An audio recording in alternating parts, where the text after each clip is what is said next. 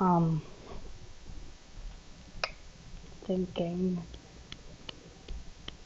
can't keep track of my own thoughts. Um,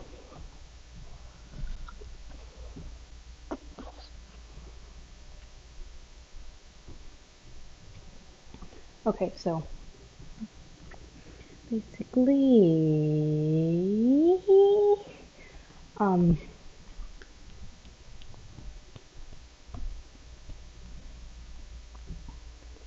as I said, Izuru wanted to keep like a, why did I just jump compose? Izuru wanted to, keep it, let it keep a low profile on that scene, so he just stayed in there when he knew well he could have just rushed out. He knew if he rushed out, Junko was going to chase him, so he thought better he could just stay in there and not waste his energy trying to run from her. Because, I mean, if you ask me, like, Junko could probably run very quickly.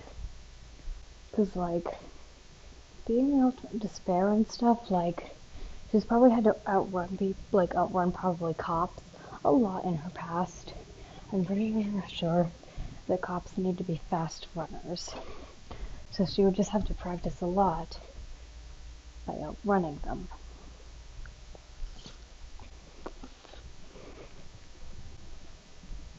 So, like, yeah, she would probably have to,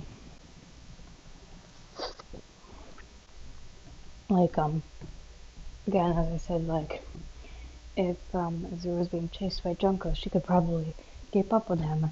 Izuru being experimented on, my headcanon of him, trigger warning for abuse, and my headcanon that Izuru was abused in the lab, like, I think he acts just shows enough to how he was manipulated. I'll explain that later, because I'm not in the mood to right now, because I have too many thoughts going on in my head right now. Heck, cries in ADHD. Um, basically, um, not to mention, like, Junko did give Izuru the choice of being a mastermind and helping her, versus, basic, and then, versus just doing what he was doing, which was doing pretty much nothing, and, like, he didn't really choose it all, so, like,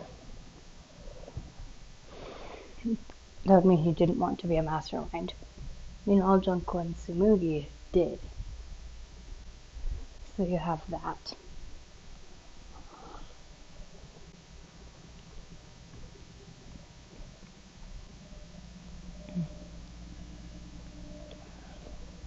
And another thing, Tsumugi and Junko were not manipulated. Izuru was.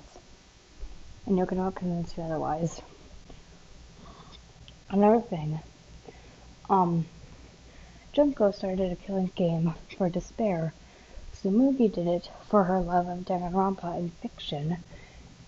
Meanwhile, Hajime, aka pre-Izuru, just wanted an ultimate.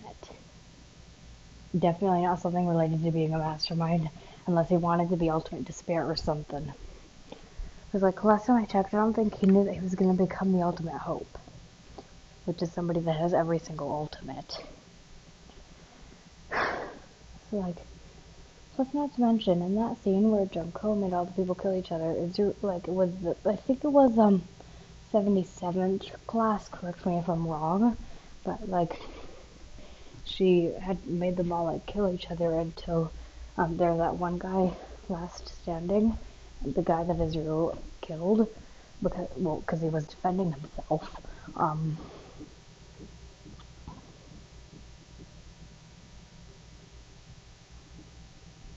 I heard knocking noises, so, but I'm fine, I checked.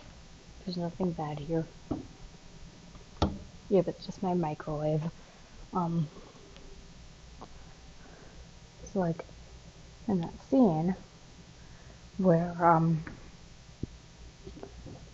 all that was, happening, um,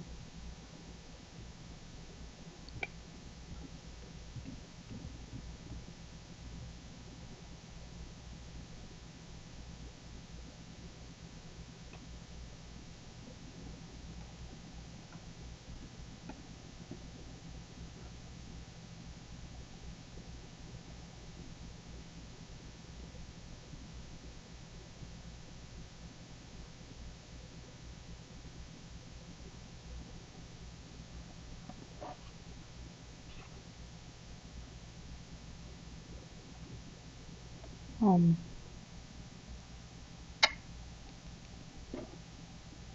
Not me playing with some magnets on the fridge. Definitely not me. Um, any case, um, more on my thing to like why Izuru is not a mastermind. Um, as I said, he didn't like he didn't want to start a killing game, and he didn't. Like, I mean, if he does, we'll know that in like a future game or something. But for now, he hasn't, and that says enough. Cause like, if you're thinking like well, then again, he's like the ultimate hope. If he wanted to start a killing game, he could do it whenever he pleases, and he hasn't. And he's been alive, well, around, like not as long as Hajime, but enough.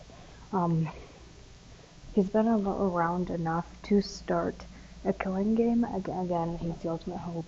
He could start a killing game whenever he pleases to, and he hasn't.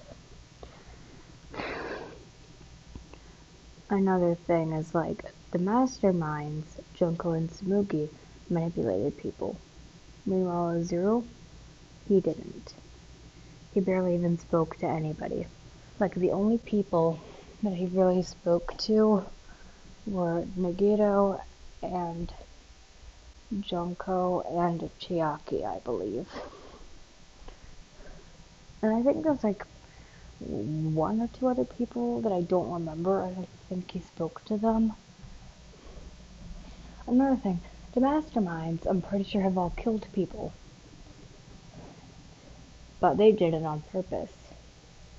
Zero did it in self-defense. So that makes that a different story. Because honestly, if you ask me, killing somebody in self-defense isn't, like, if you're killing somebody who tries to kill you, you're not doing anything wrong. If you kill them, you did nothing wrong. Because, like, they were the ones that tried to do it first. So therefore you had a good alibi to why you had fought that person back. Like, it wasn't like you had no reason at all other than just being bored and causing despair, which is what Junko did.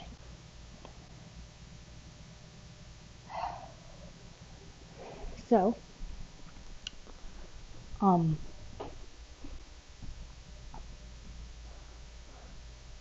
plus not to mention a killing game would probably just bore Zero. He probably wouldn't even care about it. So, like, anyways, that's all I can remember right now because I don't want to try to repeat anything because I know my ADHD self will do that at times.